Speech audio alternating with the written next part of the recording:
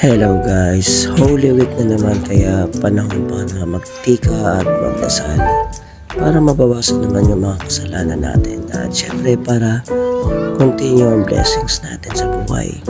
So ito, papunta kami nga pala sa mga simbahan dyan sa Caloocan. So ang plano namin ay bumisita ng mga 9 hanggang 10 simbahan sa Caloocan. Actually, yearly ko naman talaga itong ginagawa, nga lang nung nag-pandemic. Siyempre, safety na rin, di ba? Kasi nga, pandemic na yun eh. Pero ngayon na medyo talagang totally maluwag na. So, balik tayo sa dati nating ginagawa.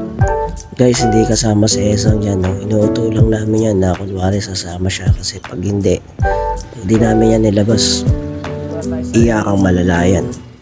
So, ito, start na tayo ng ating maneho. Driving.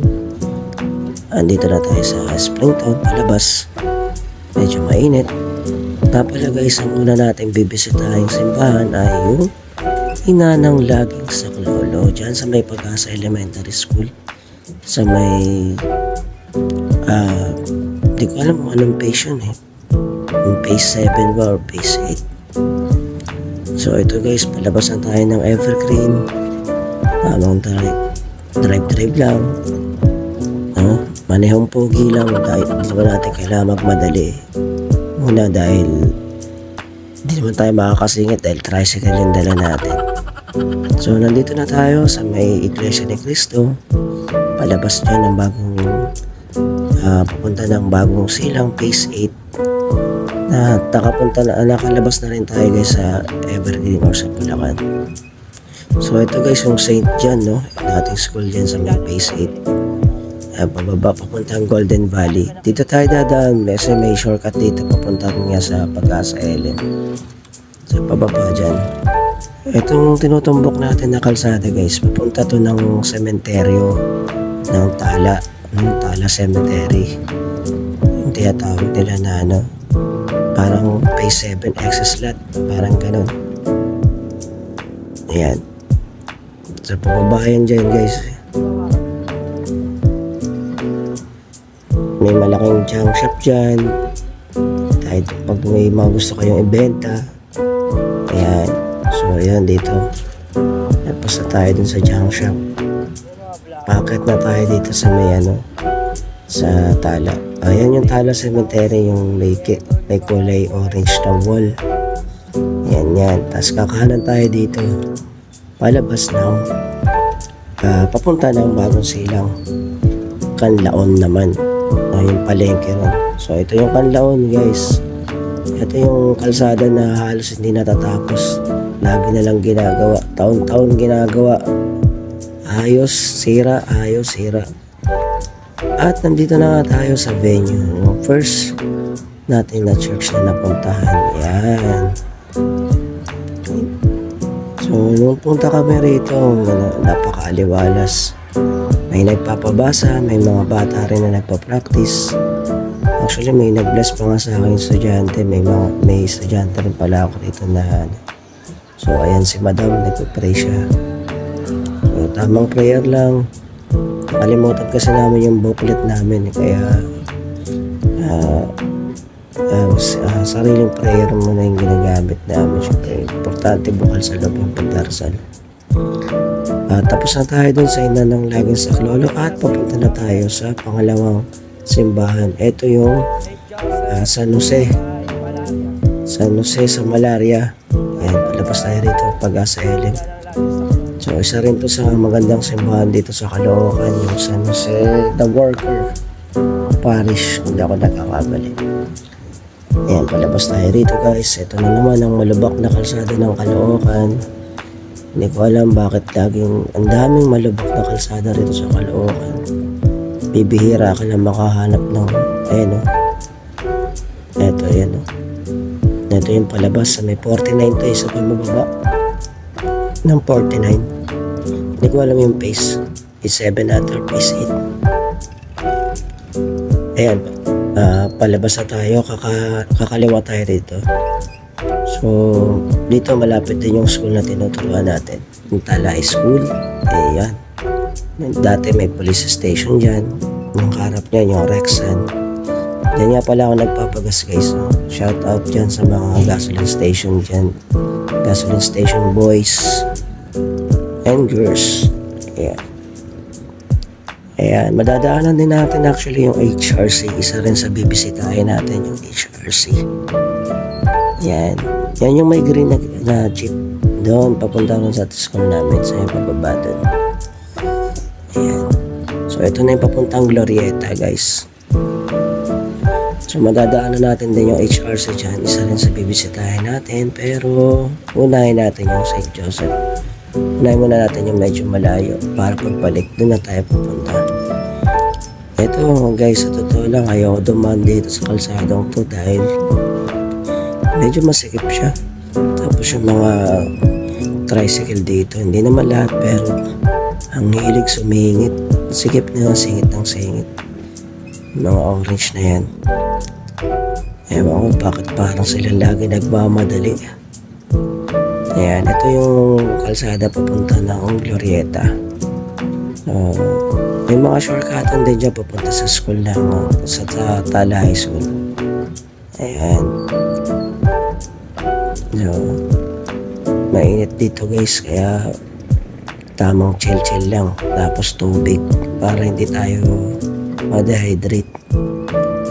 Oras na rin kasi kami nag-start magbisita. So, start ata kami mga alas 9 or alas 10. So, papainit na. So, ito na yung guys, yung Glorieta, malapit na yun. Ayun yung Father Hopsty, yung nasa bandang kanan. Ayan, yung Glorieta at yung HRC. So, mamaya pupunta tayo dyan sa HRC. So dito tutumbuhan na natin yung papunta ng Emma Bini. Okay? Pero dun tayo dadaan sa Emma Bini, hindi dun sa palengke kasi medyo traffic dun eh. So yan nga pala yung Emma Bini sa bandang kanan. Barangay 187. So sumarkat tayo rito. Tutumbukin natin yung Santo Cristo ata atong baryo. Hindi ako kapisado kasi hindi naman talaga taga-Tala eh. Ayan, ito yung pataas, palabas puntang ospital. Ayan na.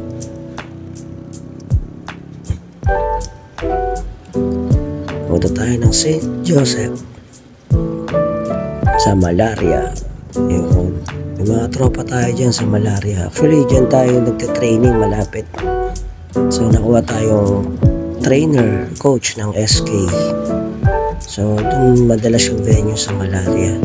So ito yung yung kalsada sa tapat ng ospital sa kabila. Ayan o.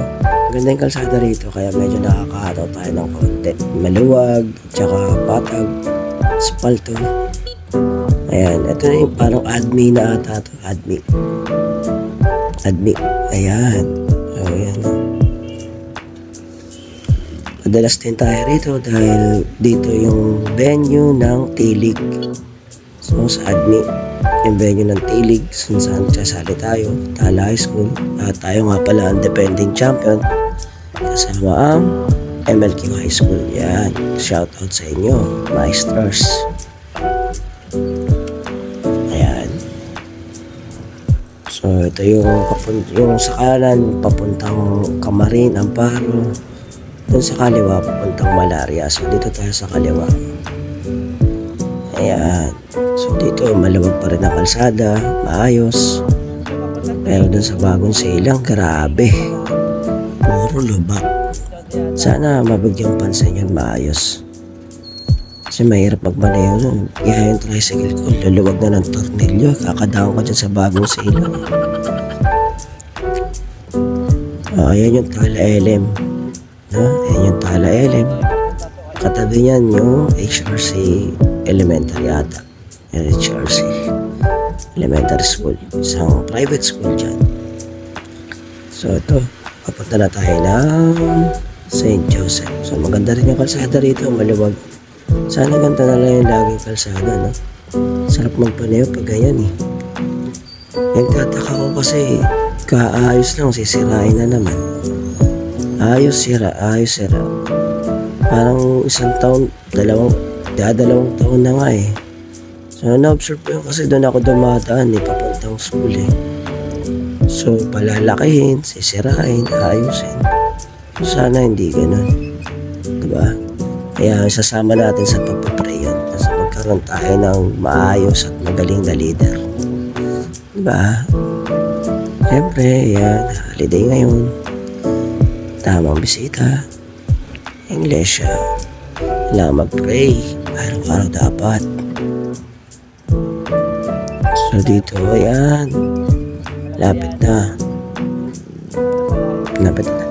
Guys, after pala na ito, St. Joseph, papunta naman kami ng HRC, pabalik. No? Bali, ikakat ko tong video na to dahil sobrang haba Sobrang haba ng biyahe namin. Ito ay part 1 pa lang.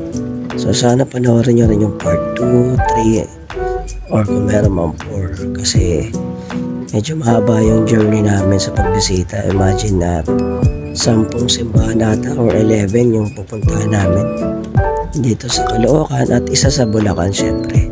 Dahil tayo ay taga Bulacan na. Guys, andito na tayo. Ayan, kakanan tayo rito para makapag-part. Ayan. Ayan yan, St. Joseph the Worker Parish. Guys. Ayan, diba? Ang ganda rin dito dahil yung mga tao rito very accommodating. So, binati tayo ng good morning pagbaba pa lang natin. Ayan, meron silang mga pabasa rito. And then, may mga practice din yung ilang bata. Siguro may event sila mamaya or bukas. So, yan. Tamang prayer.